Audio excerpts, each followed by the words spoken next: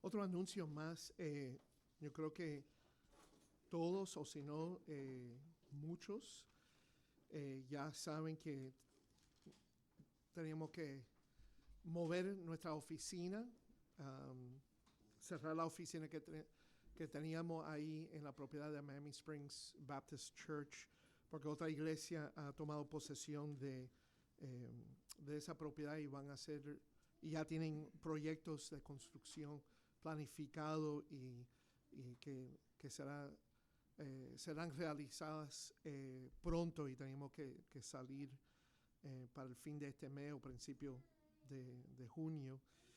Entonces ya nos faltan nada más algunas cosas para sacar de la oficina, pero ya no se puede contactar, por lo menos el teléfono de la oficina de la iglesia en este momento. Y entonces si necesitan contactarme, creo que muchos de ustedes tienen mi teléfono celular. Prefiero, si no es de emergencia, que a lo mejor llamen a Amber. Se ríen pero ella es mi asistente administrativa, entonces ese es su trabajo. O mandar todavía un correo, mandarme a mí un correo. Entonces, por lo menos en el tiempo presente, hasta que podemos por lo menos conectar el teléfono otra vez en otro sitio, voy a llamar a AT&T y por lo menos establecer por lo menos el mensaje, la grabación de mensajes, para por lo menos, si llaman el teléfono de la oficina, pueden dejar un mensaje y podemos devolver su llamada. Pero nada más para avisarlo eso, que en este momento no van a poder contactarme a través de ese teléfono, pero me pueden contactar a través del correo. Si no saben mi correo, déjenme decírselo ahora. Este es un correo personal que tengo con una cuenta de la iglesia. Es David, miamibiblechurch.org. Okay, David @miamibiblechurch.org. Y entonces pueden llamar a Amber, o me pueden mandarme por lo menos un mensaje de texto a mí si necesitan comunicarse conmigo. Bueno, por favor, abran sus Biblias a Mateo capítulo 16. Mateo capítulo 16. Yo estoy haciendo una exposición del Evangelio de Mateo en el culto de inglés. Y estamos en un capítulo y un pasaje donde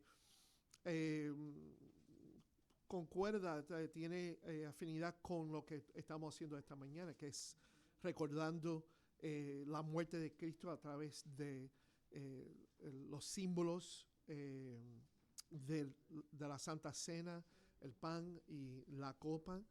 Y hay una descripción de la vida de un cristiano, vida de un discípulo que Cristo da aquí en este pasaje de Mateo 16, particularmente en Mateo 16, versículo 24, donde Él le dice a sus discípulos: si alguno quiere venir en pos de mí, niéguese a sí mismo y tome su cruz y sígame. Entonces, lo que tenemos aquí es una descripción bien, bien clara de cómo se puede distinguir un discípulo. Porque dice ahí Jesús: si alguno quiere venir en pos de mí, si alguien quiere seguirlo. En otras palabras, si uno quiere ser un discípulo de él, si uno quiere ser un cristiano, o si uno dice que es cristiano, porque en sí esto no está hablando de la entrada a la salvación o la entrada a la vida cristiana, pero está hablando ya de uno que profese o por lo menos desea y a lo mejor profesa ser cristiano, ser discípulo, y él nada más ahora está indicando: esta es la manera esta es la manera de vida de un discípulo. Claro, la vida esa se entra solo a través del arrepentimiento hacia el pecado y acercándose a Dios con fe, confiando que Él ha provisto el único sacrificio que Él aceptará por cada uno de nosotros como pecadores, y es el sacrificio de su Hijo unigénito. Entonces, cuando uno confía todo ahí, como pecador, uno confiesa a ser pecador y busca a Dios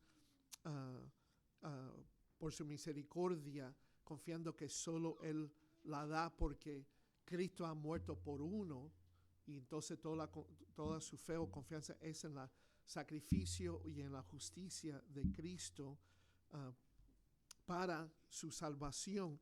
Entonces uno entra y se convierte en ser un cristiano por la gracia de Dios y por el poder del Espíritu Santo.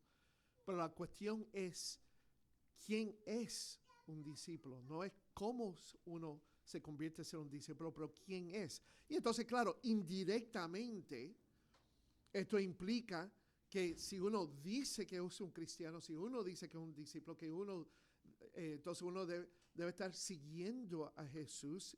Y este versículo tiene paralelo en Marcos capítulo 8 y Lucas capítulo 9, versículo 23, donde Lucas incluye la idea de seguir a Cristo diariamente. Entonces, de una manera indirecta y por implicación, uno puede entonces decir, uno se debe entonces examinarse y decir, bueno, si yo digo que soy un discípulo, estoy viviendo de esta manera.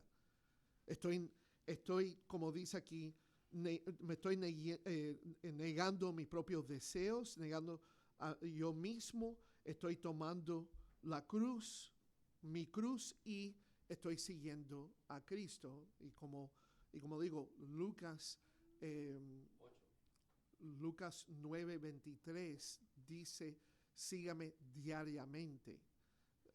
Entonces, es importante entonces saber la identificación de un discípulo, qué es o quién es un verdadero cristiano, un verdadero discípulo de Cristo. Pero para saber exactamente lo que Cristo está demandando aquí de un discípulo, uno tiene que entender el significado de tomar la cruz. ¿Qué significa tomar su cruz?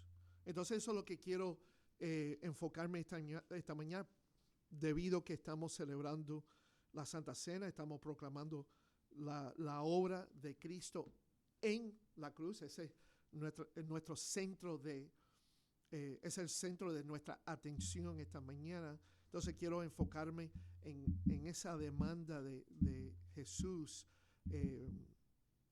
lo que Él exige aquí, que un discípulo debe entonces estar tomando su cruz. Entonces lo que Jesús exige, basado en esta descripción, es esencial para ser un cristiano auténtico. Pero, ¿qué quiso decir Jesús cuando exigió a un discípulo que tomará su cruz? ¿Qué implica eso? ¿Cuál es el significado de tomar la cruz? Es interesante que Él no dice, hay que crucificarte. Interesante que Pablo dice eso en Gálatas capítulo 2, versículo 20, cuando él habla de su vida cristiana, él lo describe de esta manera. En Gálatas 2:20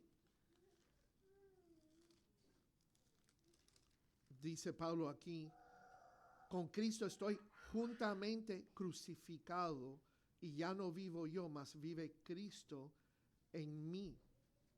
Y lo que ahora vivo en la carne, lo vivo en la fe del Hijo de Dios, el cual me amó y se entregó a sí mismo por mí. En Romanos capítulo 6, Pablo dice esto también acerca de la paradoja de la vida cristiana, cuando él dice aquí 6:12,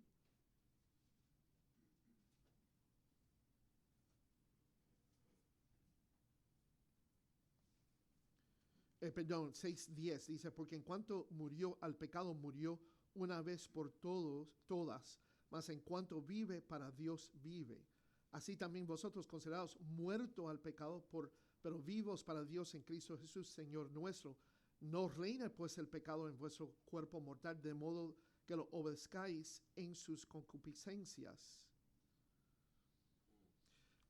Entonces, de esa perspectiva, Pablo está hablando que en el momento de nuestra salvación, nosotros y nuestra esclavitud al pecado ha sido crucificado con Cristo. Nuestra naturaleza pecaminosa, ¿sabes? Nuestro viejo hombre ha sido crucificado con Cristo. Pero aquí Jesús no está hablando de eso. Él está hablando que esto de tomando la cruz es no solo algo, no es algo que uno debe hacer para ser salvo, pero que ya es una indicación de uno que ha sido salvo y es la identidad de esa persona. Y él no dice ser crucificado, él dice tomar la cruz.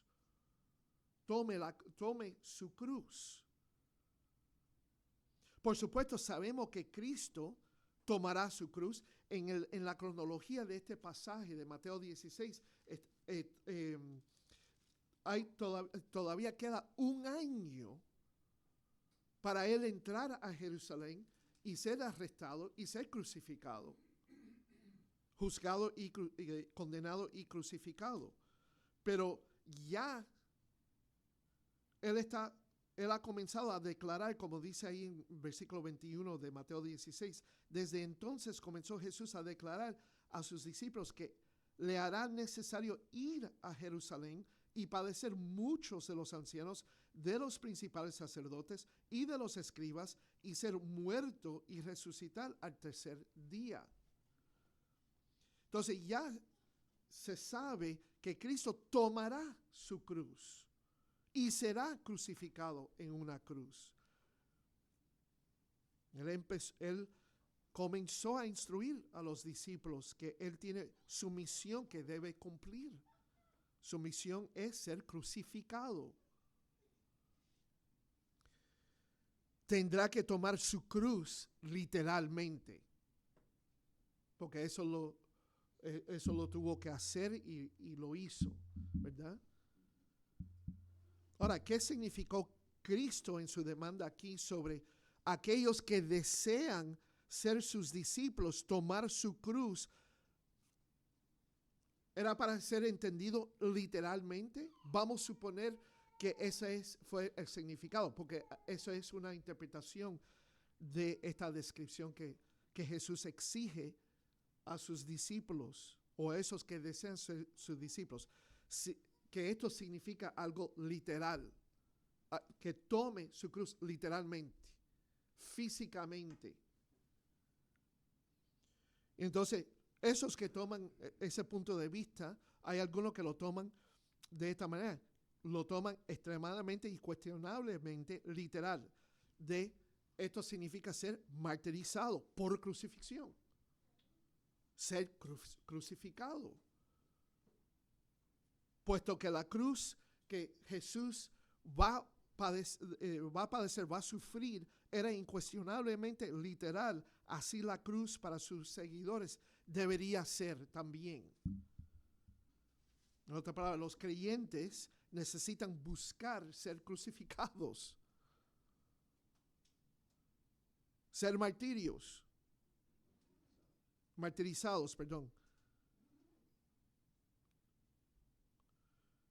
Pero ¿cuál es la logística de eso? Eso significa que tiene que estar en un sitio, en una sociedad, bajo un gobierno que ejecuta a los criminales, por lo menos los criminales más malos, por crucifixión. Y hay que entonces como cristiano buscar a vivir de una manera que va a violar la ley del gobierno para ser crucificado. O a lo mejor estar en un sitio donde sí persiguen a cristianos, odian a cristianos, es la ley, hay leyes contra la fe cristiana y entonces ejecutan a esos que son cristianos por crucifixión. Pero ¿qué pasa si esto es lo que Jesús significa aquí? ¿Qué pasa si un gobierno no crucifica como método de ejecución, como pena de muerte? O si a lo mejor no tiene una pena de muerte para empezar. Tomar esta perspectiva como incuestionablemente literal limita severamente su aplicación. Y la aplicación no es limitada para ese tiempo. Jesús dice aquí y lo habla con y usa palabras inclusivas, generales. Dice, si alguno quiere venir en pos de mí, eso nada más significa esos que vivieron bajo el imperio romano. ¿Qué pasa entonces después que cae el imperio romano? Y no hay ese método de crucifixión. Entonces ya no puede haber entonces discípulos. Porque esto es una descripción de un discípulo. Tiene que negarse a sí mismo y tomar su cruz. Si significa esto literal, ser martirizado por crucifixión, entonces la aplicación es bien limitada.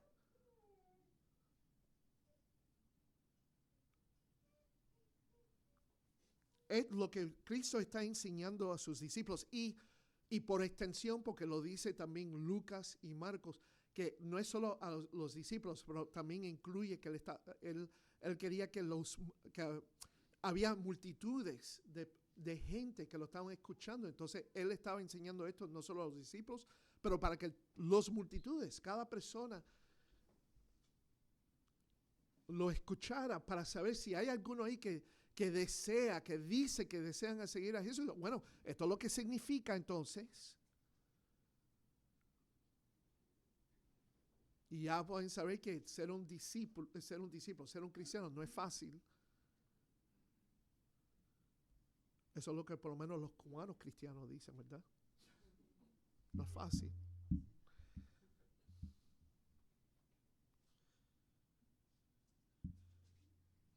Él está hablando a una multitud de personas. Cualquier persona desea, si alguno desea.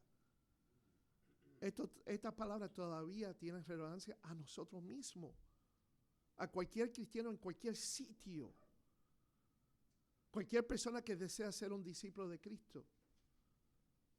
Si lo desea y dice que está siguiendo a Cristo, entonces esto debería ser las distinciones que esto debería vivir de esta manera que te destaca como un cristiano comparado o en contraste a los no cristianos.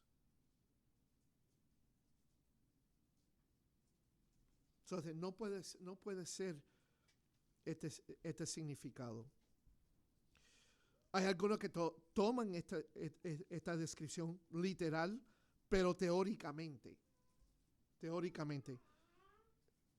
En otras palabras, dicen esto: ya que no todo creyente será crucificado o incluso martirizado por su fe, el creyente debe estar por lo menos dispuesto, listo o preparado para el martirio en lugar del martirio real.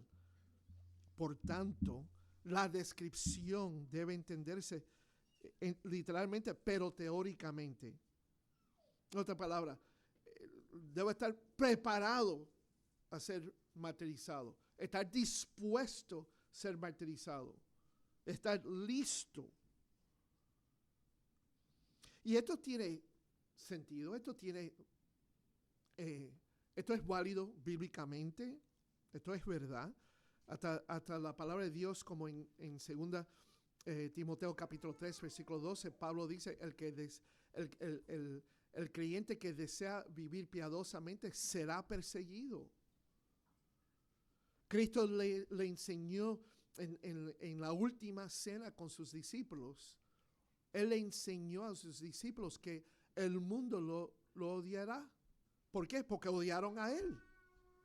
Entonces, esa es una realidad. La realidad es, como cristianos, vamos a ser objetos de odio, de rechazo.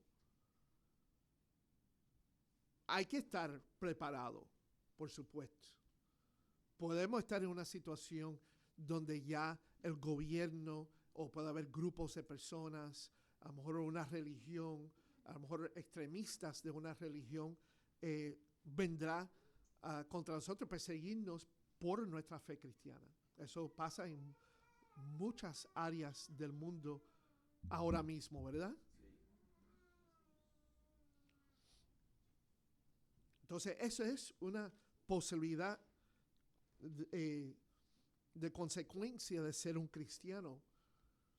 Pero solo es posible. No todos los cristianos vivirán en una situación en la que el martirio es siquiera una posibilidad. Por ejemplo, viviendo en los Estados Unidos. Yo en este momento, yo no vivo con el temor que voy a ser perseguido por mi fe cristiana. Nosotros estamos adorando a Cristo y mostrando nuestra fe cristiana públicamente.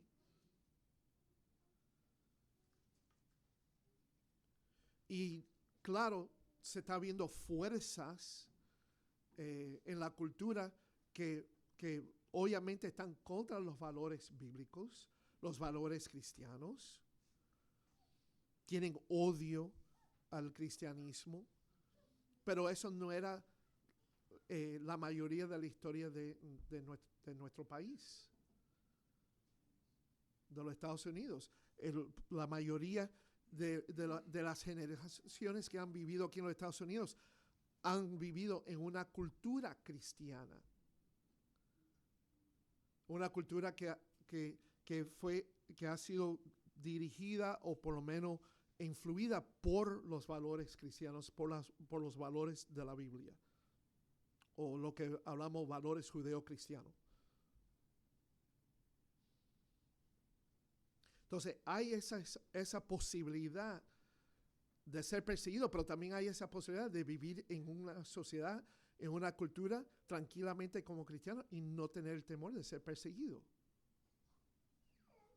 Debería uno siempre estar preparado porque vivimos ya en un mundo que está contra Dios, contra Cristo. Pero por la gracia común de Dios, no todo el mundo persigue la fe cristiana. Hay muchos no cristianos que respetan la fe cristiana, a lo mejor por su trasfondo religioso. A lo mejor se han criado en un hogar cristiano.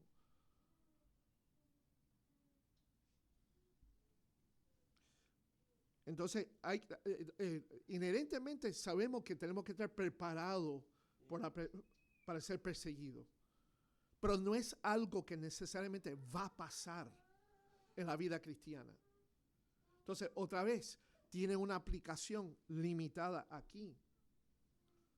Solo estar preparado para ser perseguido está bien, pero si eso es solo lo que Cristo significa y lo que Él significa primordialmente con esta descripción, entonces tiene una aplicación muy limitada. En otras palabras, lo que Jesús exige es ser, es algo que debería ser constantemente aplicable al que desea ser un discípulo de Cristo, que desea seguirlo a Él, ya que describe la caracterización general de la vida de un creyente, de un seguidor de Cristo. Como le dije en Lucas versículo 9:23, se espera que el discípulo, el que quiere seguir a Cristo, se niegue a sí mismo, tome su cruz y sigue a Cristo diariamente. Y todos estos elementos, o estas acciones que describe el estilo de vida del cristiano, son unidos. No se pueden separar. En otras palabras, seguir a Cristo va a requerir negarse a sí mismo y tomar su cruz. Porque eso es lo que Él dice. El que desea venir en pos de mí, negarse a sí mismo, tome su cruz y sígame. Y hacer lo que tú deseas. Pero va a incluir estas acciones.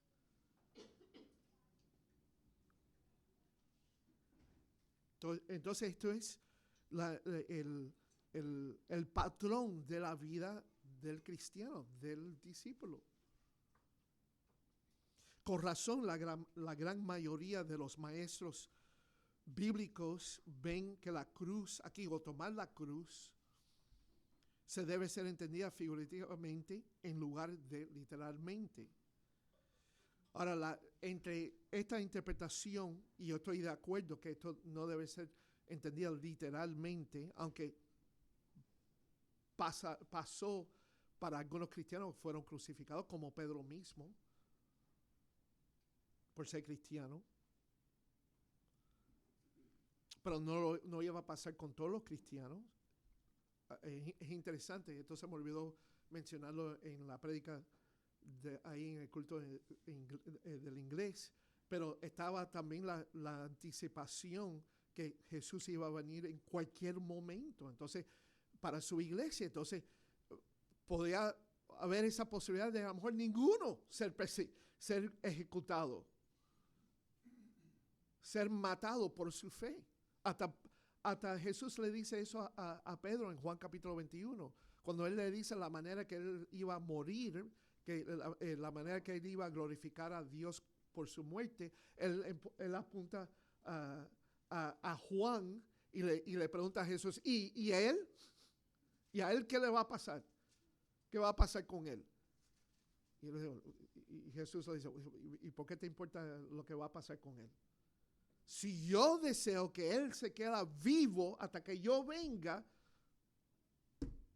¿qué te importa? Tú sígame.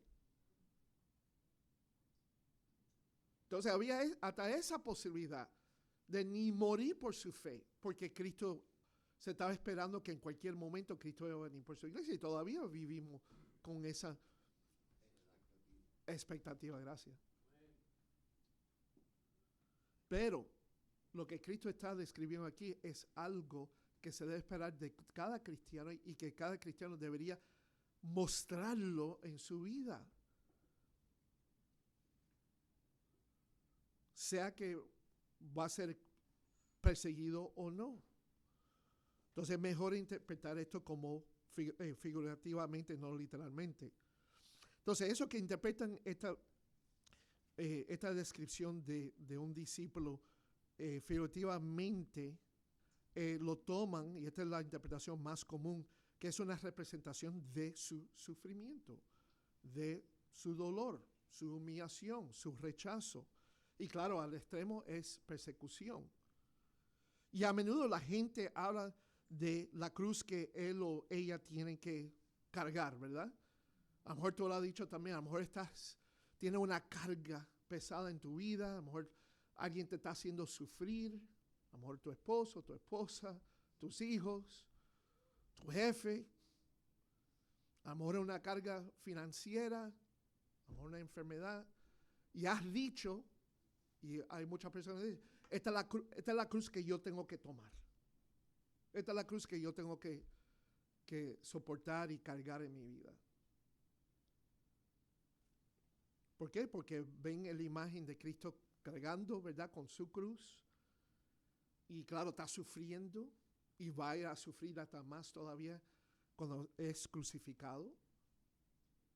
Y muchos lo dicen con mucha resignación, esto es la cruz que tengo que apoyar. Porque tú mira, Orlando, ¿no?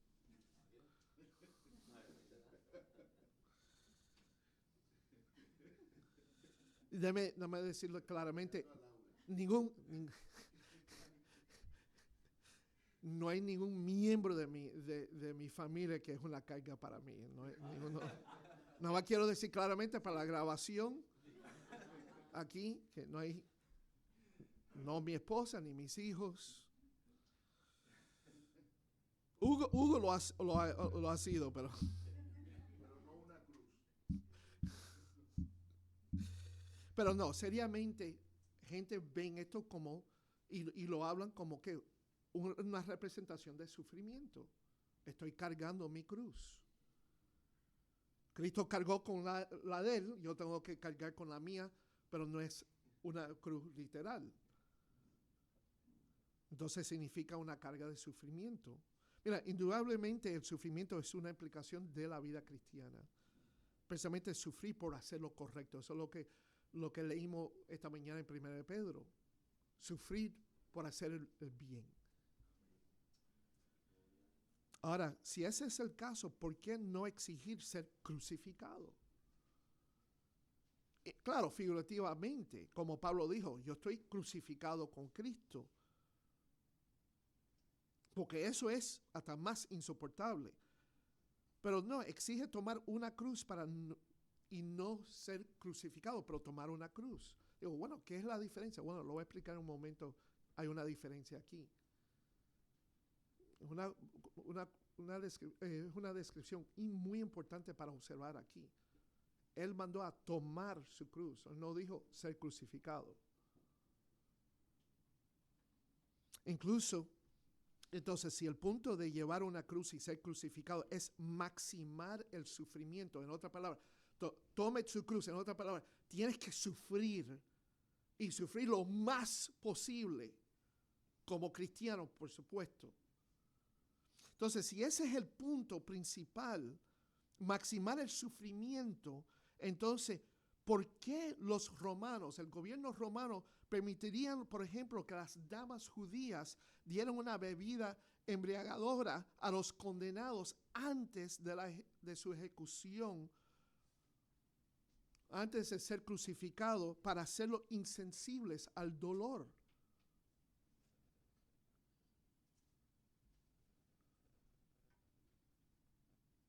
Si el propósito de la crucifixión era maximar el sufrimiento, en otra palabra, si eso era el punto principal, el fin del gobierno romano a ejecutar un criminal, un rebelde, hay que ejecutarlo para hacerlo sufrir lo más posible, porque permitieron a personas ser insensibles al dolor y no sufrir tanto esa ejecución. Por lo menos no al grado que podrían sufrir. Sin embargo, se hizo con pleno conocimiento de su práctica por el gobierno romano, que estas mujeres estaban ayudando a estos rebeldes que están a punto de ser crucificados a entonces ser embriagados por el alcohol para entonces ser insensible al dolor. Y ellos lo sabían, porque ese no era el punto. El punto no era el sufrimiento, aunque claro, era una parte real, ¿verdad? Porque era un método de ejecución que hacía el ejecutado sufrir, ser torturado por ese método. Pero ese no era el punto o el fin primordial de usar ese método. Además, toda persona cristiana o no cristiana sufre en esta vida. Esto no puede ser un rasgo distintivo de un seguidor auténtico de Cristo, excepto si uno está sufriendo por la causa de Cristo. Pero, ¿cuántos de nosotros, entre nosotros, hemos sufrido, estamos sufriendo ahora o vamos a sufrir algo que también no cristianos van a sufrir? Se ha diagnosticado con una enfermedad como el cáncer. Se ha rechazado y dejado por su familia. Se ha despedido por su trabajo. Tener problemas o cargas financieras. Pasar por un accidente. O una combinación de todo. ¿Eso no pasa a los no cristianos también? ¿No hay algunos cristianos que hasta sufren más?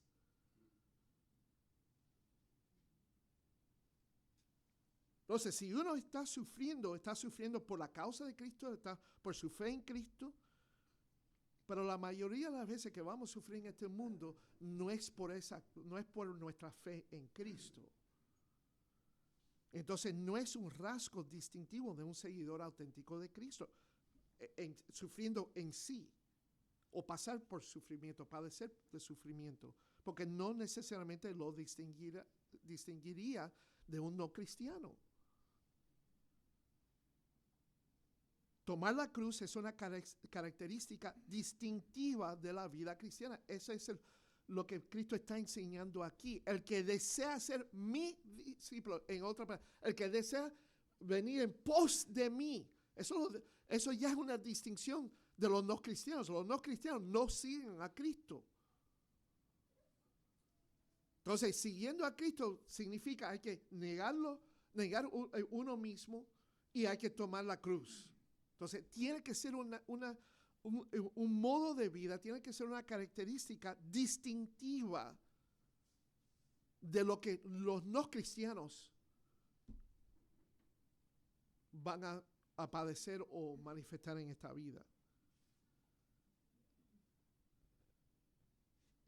Entonces, por eso esto es un sentido también figurativa, porque si la interpretación es una interpretación literal, hay que ser crucificado. Bueno, una pila de no cristianos en el tiempo del Imperio Romano fueron crucificados.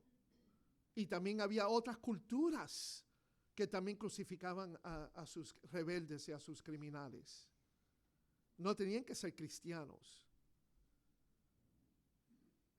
Entonces, ¿qué significa llevar la cruz, tomar su cruz como Jesús lo exigió? Bueno, el sufrimiento no es, como ya lo he dicho, no es el punto principal, aunque hay un gran grado de sufrimiento involucrado en tomar una cruz, ¿verdad? Hasta cuando uno lo piensa que esto es una idea, esto es un concepto figurativo, no es algo literal, todavía viene de una referencia literal. Porque si no, no tiene ningún significado. Entonces, claro que hay algo de sufrimiento involucrado aquí. Pero el significado de tomar la cruz, tomar su cruz, lo que Cristo estaba enseñando aquí, y nos está todavía enseñando a través de su palabra preservada aquí, es la sumisión. Tomar su cruz es ser sometido, obediente. ¿A quién? A Dios. Y entonces Jesús está tomando un paralelo, no solo en lo que se ve históricamente en la cultura ahí romana, bajo las prácticas del gobierno romano a sus rebeldes más fuertes, pero también es un paralelo a su propia vida, porque Él sí va a tomar su cruz literalmente y va a ser crucificado. Pero ¿por qué lo va a tomar? Bueno, fíjense lo que Él dijo ahí en versículo 21. Desde entonces comenzó Jesús a declarar a sus discípulos que le era necesario ir a Jerusalén y padecer mucho de los ancianos, de los principales sacerdotes y de los escribas, y ser muerto y resucitar el tercer día. Y a lo mejor tú diga, bueno, pero ahí está hablando de su sufrimiento. No veo la sumisión ahí. Bueno, el punto primordial de Jesús ahí no es que no es su sufrimiento. El punto es que Él tenía que ir a sufrir. Era necesario para Él a someterse, a ser arrestado y sufrir. Sí, ese era el fin de su misión. Pero su misión es obedecer al Padre. La necesidad que Él tenía ahí era la voluntad del Padre. ¿Recuerda, verdad? Ahí en el huerto de Getsemaní, cuando Él estaba tan agobiado por lo que va a tener que pasar en unos momentos. Y está sufriendo y le pide al Padre si era posible que esta copa de recibir la ira del Padre, sufrir esa ira y cargar con la culpabilidad de todos los pecados, pueda pasar de Él. Pero inmediatamente dijo, no mi voluntad, que no sea mi voluntad, pero que sea la tuya. Ese era el fin de la vida de Jesús, es obedecer en todo la voluntad del Padre. Y claro, la voluntad del Padre era, y la voluntad de la Trinidad era, Él ser un sacrificio por pecadores. Claro que Él iba a tener que sufrir, pero Él tenía que sufrir porque esa era la voluntad. Él se sometió perfectamente y completamente a la voluntad del Padre. Esa era su misión, era lo necesario. Estoy bajo obligación. Entonces después vemos que Él, Pedro comenzó a reconvenirlo, reprenderlo y decir, ten compasión de ti, en ninguna manera esto te acontezca. Jesús vuelve a Pedro y le dice, quítate delante de mí, Satanás. Pero lo que él está diciendo es adversario, porque eso es lo que significa ese nombre en hebreo. Adversario. ¿Por qué es un adversario? Porque estaba yendo contra la voluntad del Padre. Y por eso entonces se estaba yendo contra la voluntad de Jesús a someterse a la voluntad del Padre. Y cuando él dice entonces, ahí en versículo 23, quítate delante de mí, ¿okay? Y en sí, eso de quítate de mí o ponte de atrás de mí, eso es una descripción de un discípulo que tenía que venir o andar detrás de su maestro. Eso ya tiene un base en la literatura rabínica. El maestro, el rabino caminaba y sus discípulos caminaban detrás de él.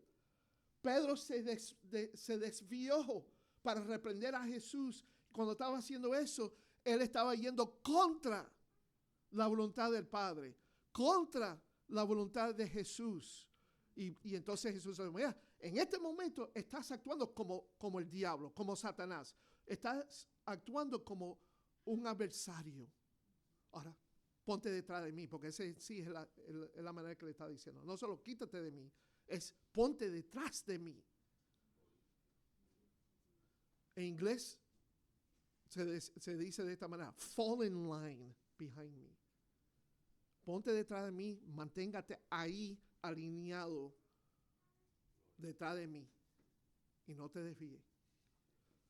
Es interesante, el que viene después de mí, sígame. Eso quiere decir que Jesús está por delante. Hay que seguirlo. Entonces, la razón que entonces fue un pie de tropiezo porque está tentando a Jesús sin conciencia, sin saberlo.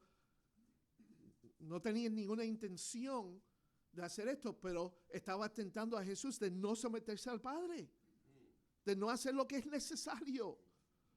No solo de someterse al Padre, pero para su propia salvación, para salvar a los pecadores. ¿Por qué? Porque sus intereses no están en los intereses, su mente no está dirigida a los intereses de Dios. Cuando la mente de uno no está alineado con los planes de Dios, entonces uno no va a someterse a Dios, a la voluntad de Dios, no lo va a obedecerlo. Va a hacer lo que uno desea hacer, aun cuando es contra los deseos de Dios. Y eso es exactamente lo que Pedro hizo. Entonces, ahora Jesús dice, es que desea ser mi discípulo. Y yo no sé, y no se dice aquí en el texto, pero a lo mejor yo creo que él tenía como algunas veces yo predico y le tengo un vistazo, le doy un ojo a Hugo, esto es para ti también, para todos, pero es para... No estoy jugando nada más, eso no es cierto. No siempre es cierto. O a Orlando.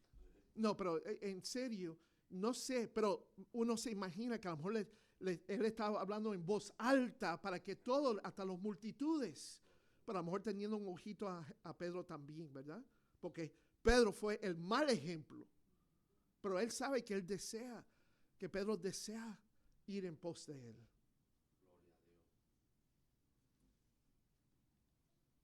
Entonces, el énfasis aquí es la sumisión.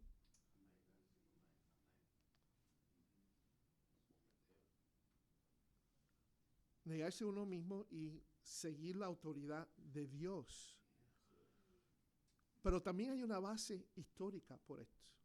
No solo lo vemos aquí en el contexto bíblico y por el ejemplo de Jesús, pero hay una base histórica para que la carga de la cruz, tomando su cruz, significa someterse a la autoridad o gobernar, o someterse a ese gobierno contra la que se había rebelado anteriormente. ¿Cuál es la evidencia histórica? Bueno, el sistema penal romano requería que un condenado llevara su cruz al lugar de su ejecución. Es interesante, Piensen en eso. Jesús no dijo, ser crucificado. Es toma su cruz. Esto ya tiene base histórica. Eso lo podían observarlo. Entonces, la frase tomar su cruz es referencia a esa práctica. Pero, ¿por qué los romanos requerían que un condenado llevara su cruz? La parte horizontal, ¿verdad? Porque la parte vertical, el palo vertical ya estaba enterrado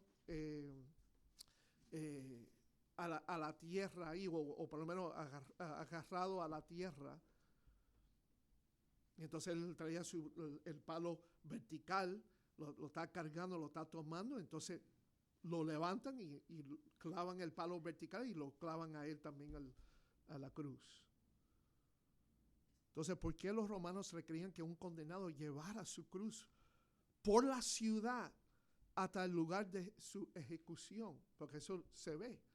Y Jesús lo tuvo que hacerlo, igual que los dos ladrones que fueron crucificados al lado de él.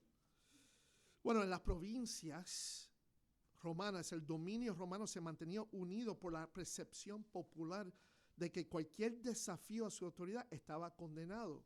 Por lo tanto, era imperativo que cualquier desafío serio, cualquier rebeldía seria al gobierno de Roma no solo se enfrentará victoriosamente, sino que también se convirtiera en una demostración pública que al final el rebelde había presentado. De otra manera, esto era para también desanimar cualquier posibilidad en el corazón de otra persona a rebelarse contra el gobierno cuando ven esto, ¿verdad? Bueno, tú sabes que a lo mejor me mantengo sometido al gobierno, a lo mejor no voy a protestar y rebelarme y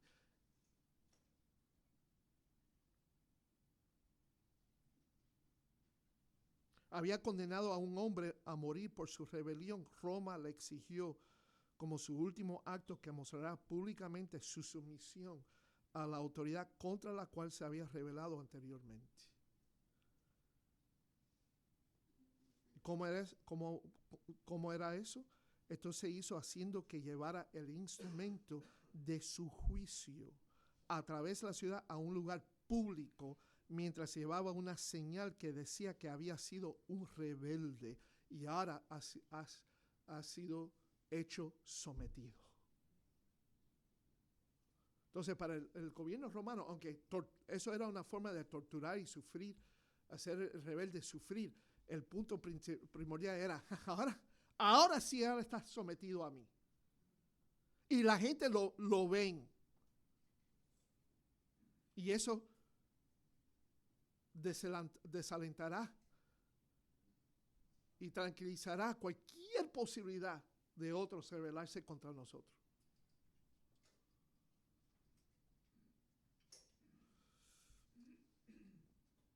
Todos podían ver ahora que ese rebelde era sumiso.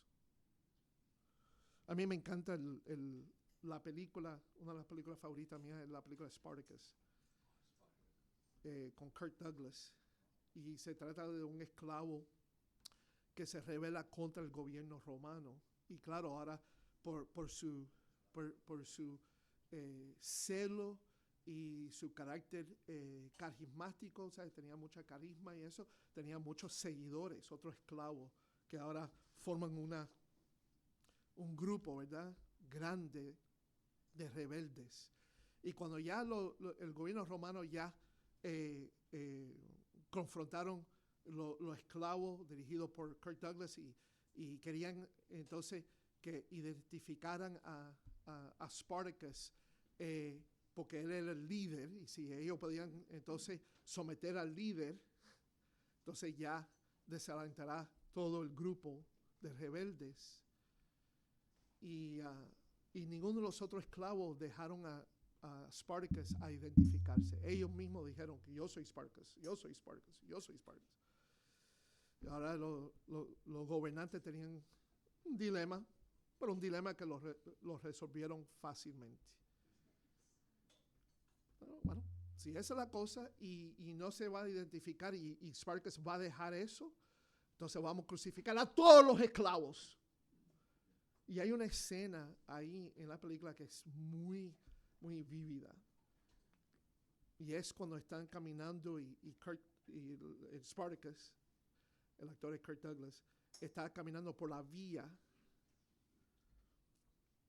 Y entonces en ese camino se ve todos los esclavos crucificados. Ahí. Públicamente. Ese era el propósito. El propósito no era maximizar el dolor de la muerte, aunque ciertamente era doloroso ser crucificado, pero su propósito principal era ser un ejemplo público que cada rebelde en última instancia debe someterse al gobierno de Roma. Entonces, tomar su cruz es una representación o un símbolo de sumisión. Entonces, ahora el ejemplo de Jesús es entonces hasta más extraordinario, ¿verdad? Porque él no era un rebelde contra el gobierno romano. Al contrario, Pilato lo encontró inocente. Él no encontró ninguna maldad en él. Claro, el rebelde que tenía que ser crucificado, cuando fue crucificado también tenía que cargar sobre su cuello también una tabla que decía su acusación, su carga, ¿verdad? En este caso, lo que tenía Jesús y lo que fue clavado ahí, para que la gente pudiera saber por qué él fue crucificado, no era que era un rebelde o algo así, o que él cometió algún delito. No, dice que rey de los judíos. Y era el rey de los judíos. Pero Pilato fue dejado ser manipulado y entonces por los líderes judíos y no quería lucirse que él estaba yendo contra o estaba ayudando a alguien que iba a ir contra el emperador y el gobierno romano por hacerse o levantarse como rey, y entonces lo crucificó. Pero Jesús no era un rebelde, pero fue tratado como tal y se hizo ver como si estuviera obligado a someterse al gobierno romano, pero al fin y al cabo él se estaba sometiendo ¿a quién? A la voluntad del Padre. Él era justo, pero se sometió a la voluntad del Padre a ser tratado como un hombre injusto por nosotros, por cada uno de nosotros. Él se sometió a la voluntad del Padre para ser tratado como un criminal. Entonces, así que tomando su cruz es ser sometido, es la sumisión. Jesús tomó su cruz literalmente, pero también eso representó lo que él estaba haciendo, el hecho que él estaba sometiéndose a la voluntad humildemente, obedientemente al Padre. Entonces sí, se sometió al gobierno de los romanos y esa es la percepción, que él fue sometido o hecho sometido al gobierno, pero en realidad fue una sumisión obediente, humilde a la voluntad del Padre de morir por nuestros pecados. Entonces cuando Jesús dice, ¿tú deseas ser mi discípulo o tú deseas venir en pos de mí? Si tú quieres distinguirte verdaderamente como un cristiano, entonces tienes que negarse tú mismo y someterte a la autoridad de la voluntad de Dios en tu vida. Diariamente, siguiendo al señorío de Jesús. Porque Él dejó ese ejemplo por nosotros también. Someterse a la voluntad del Padre. Bueno, entonces vamos a celebrar esa sumisión de Cristo a través de la Santa Cena. Entonces voy a invitar a los hombres que preparen la mesa, nada más para recordarles que uno no tiene que ser un miembro de nuestra iglesia. Tenemos ahí en el boletín, si lo tiene, el hecho de lo que creemos de la cena no tienes que ser un miembro de la iglesia, pero tienes que ser un cristiano, un discípulo verdaderamente, de haber arrepentido de sus pecados y acercarse a Dios por su misericordia en fe, confiando que Jesús y solo Jesús puede salvarte, y es solo por la obra de Jesús, reconociendo que tú no tienes ningún mérito a merecer la vida eterna o el cielo, pero es solo por los méritos de Cristo que te salva. Y debes ser entonces un miembro por lo menos de una iglesia cristiana, y ser un miembro que está andando fielmente con el Señor Jesucristo, y eso es para todos nosotros. La palabra de Dios dice claramente que si uno está todavía andando en pecado sin haber arrepentido de esos pecados, entonces está tomando, cuando toma la copa y come del pan, está tomando el juicio de Dios sobre ustedes. Lo están observando la mesa de una manera deshonrada. Entonces, si estás andando en el pecado, no se ha arrepentido, entonces no deberían tomar la Santa Cena. Si no es un cristiano, no deberías tomar la Santa Cena. No debería ser invitar más juicio, un juicio más severo de Dios sobre su vida. Pero todo en tiempo de reflexionar gozosamente lo que Cristo ha hecho por nosotros. Amén.